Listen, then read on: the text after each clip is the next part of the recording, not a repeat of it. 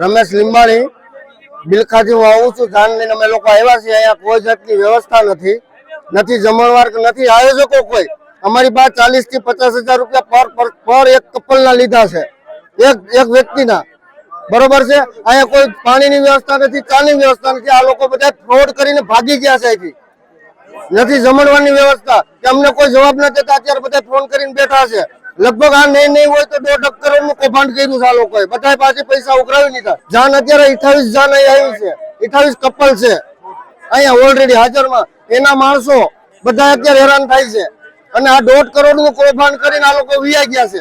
અમને કોઈ જવાબ નથી દેતા। હવે અમારે એક જ નિર્ણય છે, અમને આનો ન્યાય અપાવે પોલીસ પ્રશાસનને નમ્ર આયોગનું ચંદ્રેશભાઈ છાત્રોલા અને દિલીપભાઈ ગોહેલ 2-4 જણા આયોજકો છે। એને અમારી પાસે પૈસા લીધેલા છે 40,000 રૂપિયા એક વરાજાના, કન્યાના 40,000, ટોટલ 80,000 રૂપિયા એક જણાના લીધા, 2 જણાના। અમને એવું કીધું હતું તમને તો કરિયાવર તો એટલો ફરી નહીં શકતા, આમ ખટારો ભરાઈ જાય। 218 વસ્તુ હતી ને બદલે એકેય વસ્તુ અમને કરિયાવરનું ભાઈ અમારું મહત્વ નથી। અમારે મહત્વ છે છોકરાઓને છોકરીને 4 ફેરા ફેરવવાનું। કા અમને અમારા પૈસા પાછા આપી દો અને કા અમને અમારા કથાકાર હું જેપી દાદા અને ચંદ્રેશભાઈ છત્રોલા। રેલનગરની અંદર 28 દીકરીઓના સમૂહ લગ્ન અને 28 બ્રાહ્મણો અમારા અહીંયા ઉપસ્થિત છે બધા, પણ અહીંની અવ્યવસ્થાને કારણે હજી લગ્ન વિધિનો કાર્યક્રમ પ્રારંભ નથી થયો।